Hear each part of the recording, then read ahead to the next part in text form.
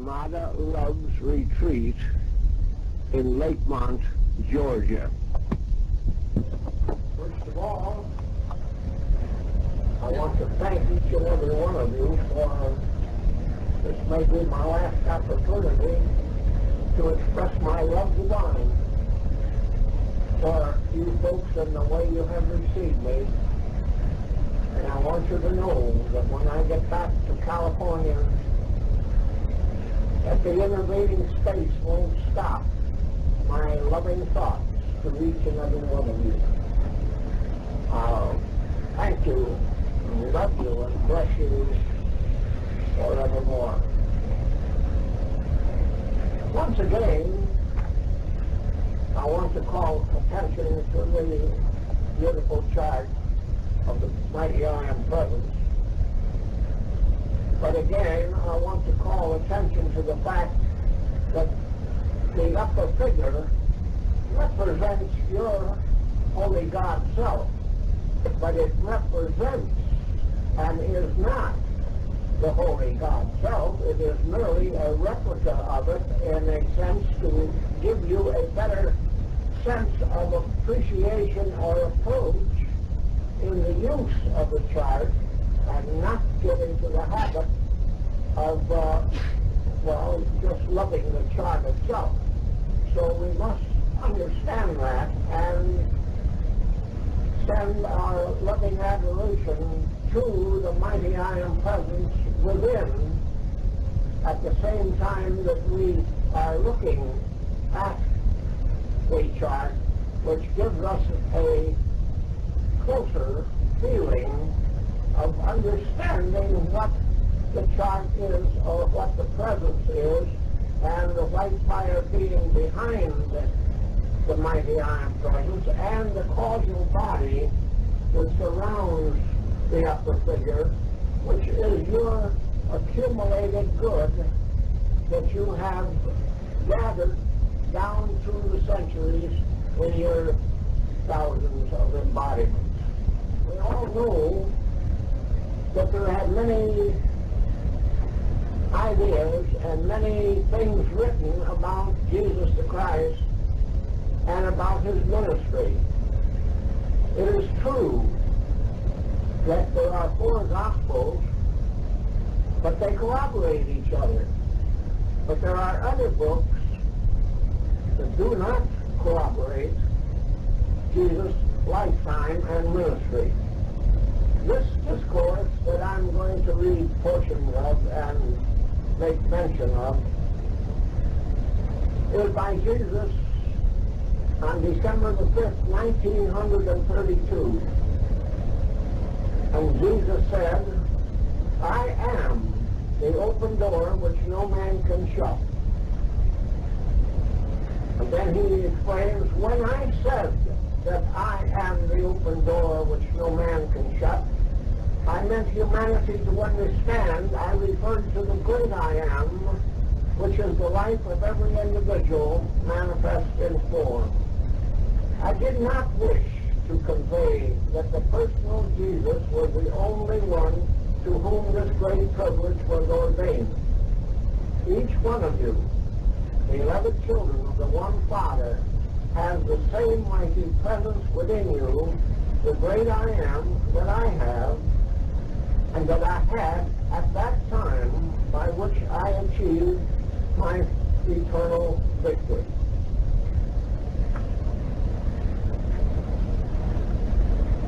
Then looking through all of the blessed discourses, some by Saint Germain, one by Nada, part of it by Cassiere, some most I should say, by Saint Germain, but several by Jesus, and one by the great Aeolin Arcturus.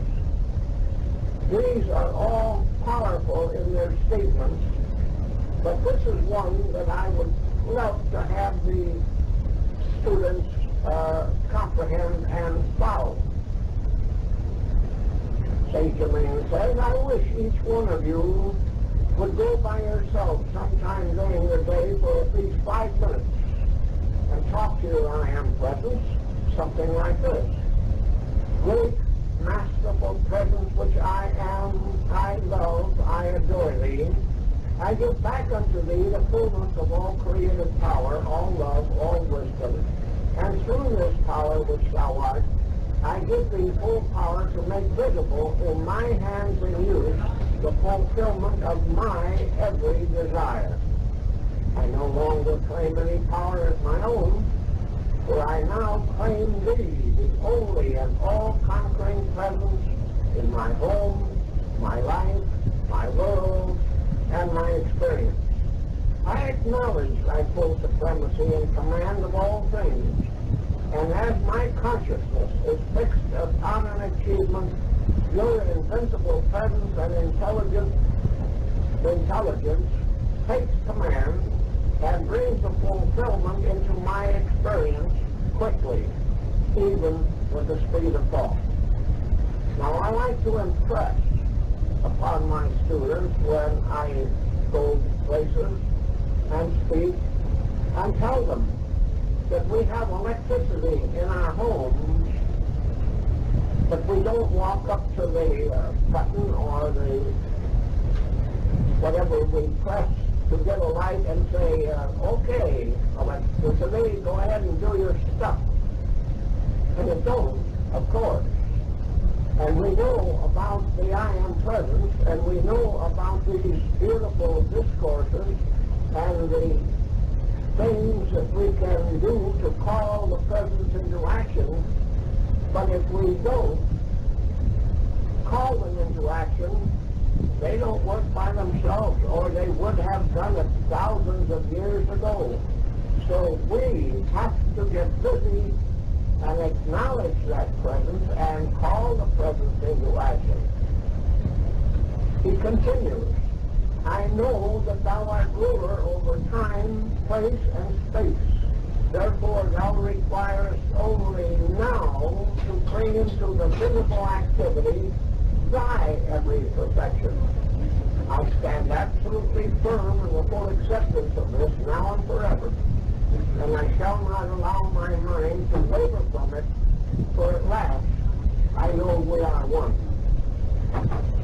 Now, in addition to calling that to your attention, I want to call this fact to your knowledge, that in one of my classes in Southern California many years ago, there were a couple that came and asked if there was anything that I could do, because the man that owned the house next door suddenly passed away, and lo and behold, a speakeasy moved in, and it was residential property, and how they got in there only, well, who knows.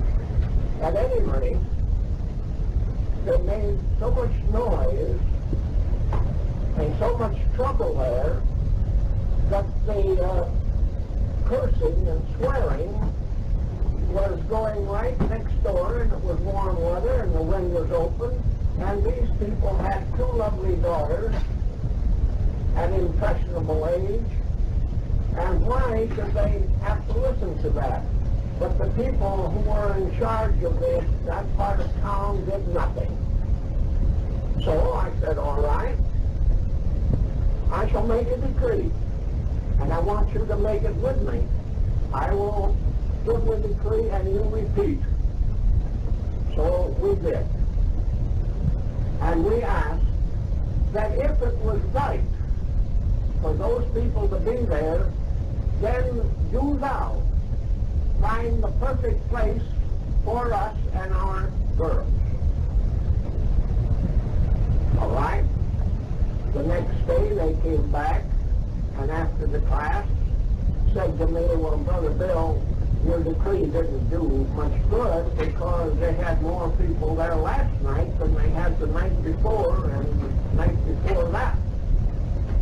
And I said, we're not interested in how many people go there. We're interested in our decree and standing with it. we're not going to change it just because half a dozen more people came there. So, okay. On the seventh night, the same kind of report, and again I said, we stand with our decree if the heavens fall. Now, never mind looking over there all the time to see how many cars are there. Well, the 8th night was just as bad, but finally, on the 10th night, they came to me and said, well, Bill, what in the world are we going to do? And I said, we're going to stand fast with our decree. That's what we're going to do. So, the next morning, I got a telephone call before I ever got out of bed, and they said, will you come downstairs immediately? And I said, if not sooner, I'll be right down as soon as I get dressed. When I got down there, they told me this beautiful story. The man next door had rapped on their door that morning and said, give this key to whoever it belongs to and threw it on the porch and said, I'm quitting. And they said, well, for goodness sake, you had more people in your speakeasy last night than you ever had. You had more cars. Said, yes, I had the crowd, but none of them paid. They're all on the books, and I can't go on that way. And he says, tell him that he can have his house back. Okay. Well, I said, thank you, mighty Iron Presence. Our decree worked, and we stood with it. And we didn't waver, and we didn't change it, and we didn't look to somebody else to see if they could do some fixing it. You were the one and the only one that acts or that can act anytime, anywhere. Knowing that when you say, I am, you are stirring that action to fulfill your conscious demand. One of the first and mightiest things that became clear in my consciousness, and this is Jesus speaking, was my ability, everyone's ability, to qualify this energy consciously directed with whatever the seeming need demanded. Thus, the energy may produce for your use gold, silver, money, food, clothing, means of conveyance, or whatever the conscious demand is.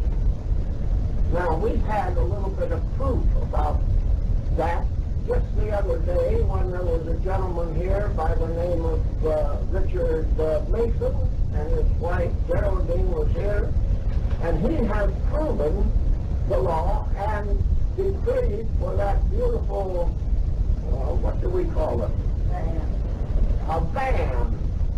And he fixed it up something magnificent, but it all came through the presence. All right. Why don't you and I then stick with our understanding and stay with what we know is correct? However, we don't say, oh, my Aunt Presence, I hope it works, but I guess it won't. If you're going to work that way, you're going to get nowhere. In the first place, you have to talk like you were talking to an elder brother or a father or to Jesus himself or to Saint Germain and mean what you say. Don't say it unless you mean it, but mean what you say. And say it with feeling, as we have demonstrated here before. If you say a thing, especially a decree, say it with feeling in your solar plexus, and then stick with it. I want to stress that so much because too many people give up after the first day if their manifestation doesn't appear. And if I ask them, did you say your decree with feeling? Well, I said it in the usual way that I talk. Well, if you do it that way, you might as well have spit out the window. Now, excuse my French, but I mean what I'm talking about tonight is that you must mean what you say, and you must say it with feeling. Now, Jesus continues, it is unfortunate indeed that some of the scriptural statements have been clouded by human concepts. Yet, I am thankful indeed that many have remained unaltered. Another statement I used constantly for more than 3 years was, I am always the majestic power of pure love that transcends every human concept and that opens the door to me to the light within its heart. I knew this later greatly intensified my true inner vision. I'm going to digress again. One of my students down in San Bernardino said, well, Brother Bill, I don't need the masters. I can do this myself. And I said to him, well, then you're a self-made man. And he said, well, something like that. And I said, well, I'd like to ask you a question. Do you remember to stay awake and breathe all night while you're supposed to be sleeping? And who beats your heart when you forget about it? He said, well, the masters don't do it. No, but your mighty I am presence is, and your mighty I am presence is one with the masters. And when you say that you don't need the masters, you're talking through your hat. For the simple reason that even Jesus had 2 masters that taught him. Saint Germain had 2 or more. And I have 5 mentors teaching me and have had the privilege of hearing the beautiful voices of others telling me what I might proceed to do or continue to do, and have given me some new information. That has been tremendous. And I want to say, with all of the love of my heart, without the masters continually prodding me, I don't believe that I'd ever got to first base and got out of the city of Chicago many, many years ago. So, I want to also call your attention to the fact that while some people are always claiming that Jesus was taught by the Essenes, I don't exactly disagree with that, but I don't exactly agree with it, because Jesus himself says that during the time that he disappeared, he had traveled to Egypt first, then to India and Persia, and then back to India and then into Tibet, where he studied with John the Baptist. Now get that. John the Baptist was with him a part of the time. And he read some of those ancient manuscripts that were written in ancient languages, but he was given the understanding of how to read them. So when people ask you how in the world Jesus received his teaching when he was on the way home from his Tibetan visit, then he met the great, great master known to us as the great divine director. And he has been the master of many of our present-day masters. We might as well accept and acknowledge the truth that when we call the mighty I am presence into action and insist upon what we have decreed for and stay with it, it will be done.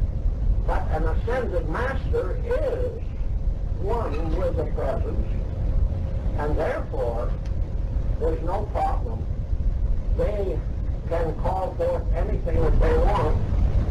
And as one man said to me, well, you mean to say that that's what you read was from Jesus? And I said, yes. And he said, in English? And I said, yes. And he said, well, you know, Jesus couldn't speak English. All he spoke was Aramaic. And I said, oh, well, excuse me. You sound like a learned man. You must have gone to college. He said, yes, I was at Northwestern. And I said, good. That's where I went. And he said, you did? And I said, yes.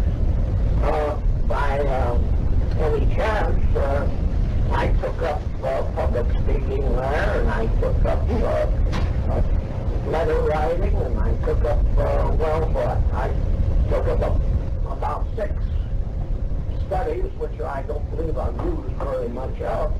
And I said, what did you take? He said, I took a business course. Did you take a language, for instance? And he said, no. But I had some friends that took up Spanish.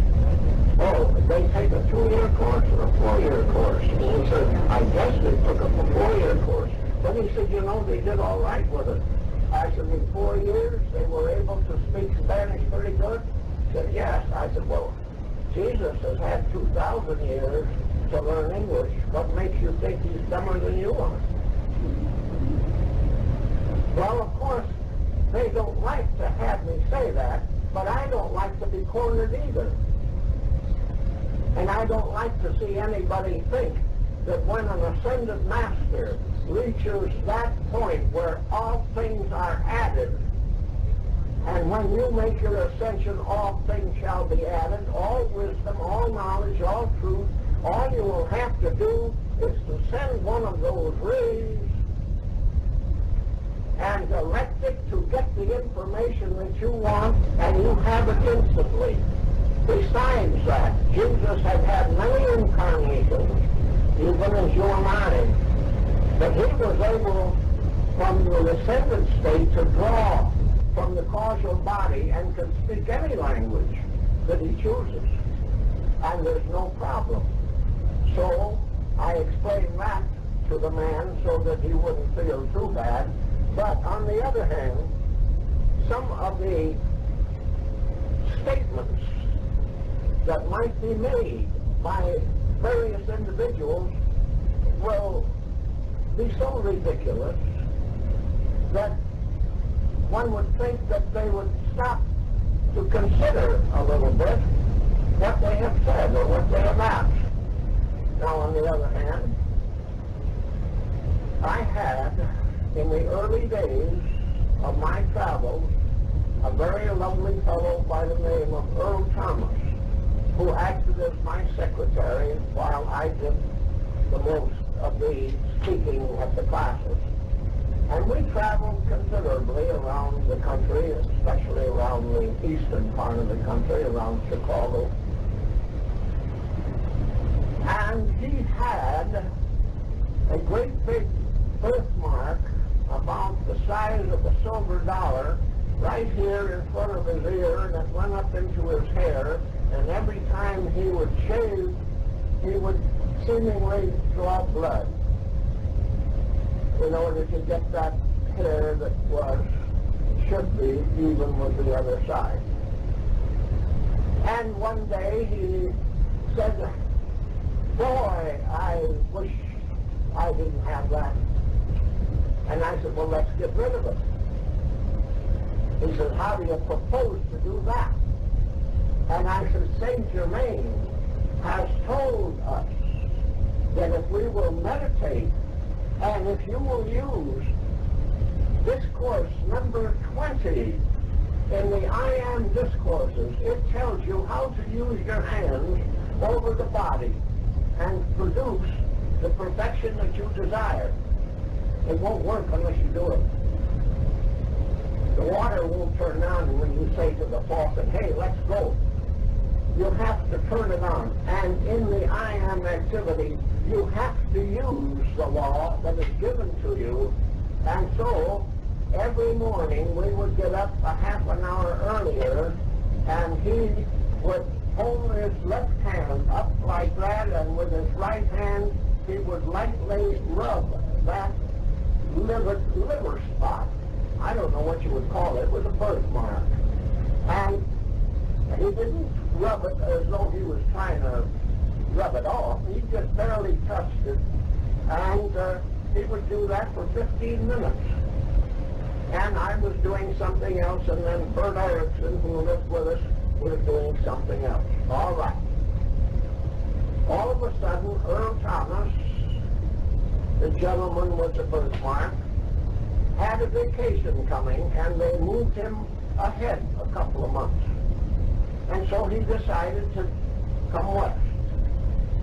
So, all right. When he returned, the birthmark was gone, but he had forgotten to use the exercise anymore. So I said to him, Earl, you look marvelous. Have you looked at yourself recently in the mirror? And he said, no, why should I? So I took him by the arm and led him in to where he could look at himself in the mirror, and he didn't see anything different, or didn't seem to. And I said, well then, how about that left ear of yours? And then for the first time he realized that that birthmark was gone. And he had had it for 55 years. Now don't tell me the power of the presence couldn't do it. He didn't go to a doctor to have it done.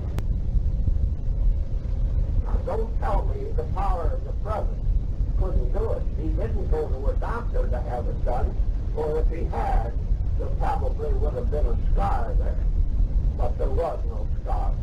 It was dissolved by the presence of the mighty I Am. Had to be, wouldn't it? Well, some people don't believe in reincarnation, and you know it isn't in the Bible, isn't it? Isn't it? I can prove it there in many places. But okay, then I will tell you about this activity where the same Earl Thomas that I had had with me went and used to talk in Canada and had very good success.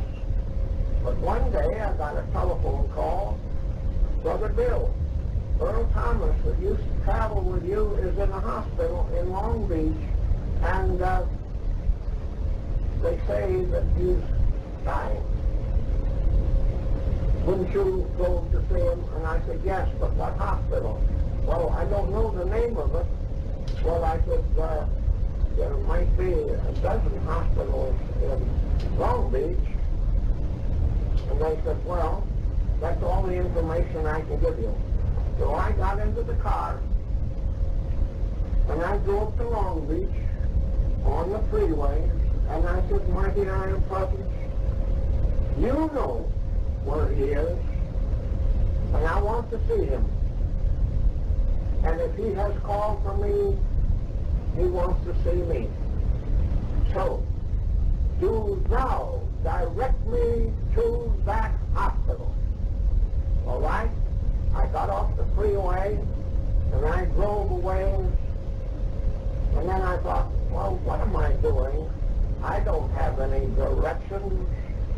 I'll go in here and ask if they know where the different hospitals are, or how many there are, or could I get a list from their telephone book? And I walked inside, and a nurse came up to me, and it was a hospital, and it didn't look like a hospital. So I said, well, I have a very unusual problem. I'm looking for a man by the name of Earl Thomas that's in some hospital somewhere in Long Beach. And she said, okay, I'll take you to him. And she took me into the room where he was. Miracle? Nothing else but. Nothing else but. I had no idea. And yet I was led right to the place. And so the nurse said to me, he's in a coma. he won't live 24 hours. So it won't do you any good to try to talk to him. So I said to her, "You want a pet?" And I walked in, and I held his beautiful hands, for he had magnificently beautiful hands. I took his hands and held them in mine, and sent love and blessings to him, and he opened his eyes, and he said, "Hello, Bill. But you won't need to come and see me another time because I won't be here." And I said, "Would you like for me to give you a decree?" And he said, "Yes, would you?" And I gave the decree that he be taken in peace and harmony and be given his ascension for the service that he had rendered. And as I gave the final words of the decree, I kissed him on the brow, and he sighed, and Earl Thomas was no more in the physical. But 3 days later, I received the word that he had his ascension. I said his name was Earl Thomas. He had been Doubting Thomas, one of the disciples of Jesus at the time of Jesus. I tell you that just to show you that we don't know who we may be speaking with, who we may be talking to, or who knows who you are. Unless you have had instruction from the great ones, there's no way of knowing. Or there is, yes, but you have to be deep in the presence to be able to ascertain who your friend or neighbor might be. These things that I tell you are only to give you assurance that if I could do these things, so could you. And why do we wait and hope that someone else will do it for us? No. From now on, do your stuff. And don't be afraid to act. For in your Bible it says, concerning the works of my hands, command ye me. That blessed presence wants you to know that when you need something sufficiently intense, don't be afraid. And if you're a little bit doubtful, then it says, concerning the works of my hands, command ye me. And I had a student one time, or rather a person that came, had never been to one of my classes, but had heard someone else talking about it, and said, you people decree and you people command, you have no business to do that. That's of the devil. And I said, oh, in your church they don't decree? And she says, certainly not. So I showed her in the book of Job where thou shalt decree a thing, and I, the mighty I am, will fulfill it for you. And then she said, well, but you command too. You can't command God. And I said, can't I? Well, let me show you where in the scriptures it says, concerning the works of my hands, command ye me. Well, she said, anyhow, that might be all right, but you teach reincarnation, and that isn't in the Bible. I said, isn't it? May I show you where it is? And was taught by Jesus the Christ himself? I should certainly like to see it. Well, she saw it, and she took the Bible out of my hand to read it herself. And then she said, what? Can I buy one of your books? Okay. Insofar as the general public is concerned, they don't know about this law. And the reason that they don't is that we have been so long in a sort of a sluggish atmosphere where we take things more or less for granted, and even if somebody did tell you about the I Am presence, you might say, uh-oh, this bird's a square and he's trying to convince me of something that he located somewhere and he's going off of his trolley. But once you can get one of these beautiful books, and they're not expensive, and read it and find out what you can do and quit being sluggish and quit being backward and talk to your Lord God. For that mighty I Am presence is your Lord God, that in the 2nd chapter of the book of Genesis created you and your body and gave you the breath that you now use, and the heartbeat that beats your heart and keeps you alive. This, beloved ones, is my story. I could tell you stories like that on and on, but I want to say that too many would only confuse you. But those few ought to give you the assurance that ye are God. Every man is a God, and every woman is a potential goddess. Believest thou this? If you don't, then you've missed the boat, and you better run and catch it, because the end of the century cometh, and there will be great changes, and then it may be too late. So with all of the love of my heart, I ask you, won't you get on board and start using your divine wisdom that you have gathered for so many thousands of years, for it's all stored there, every incarnation. Only the good is stored there. The other may be called karma.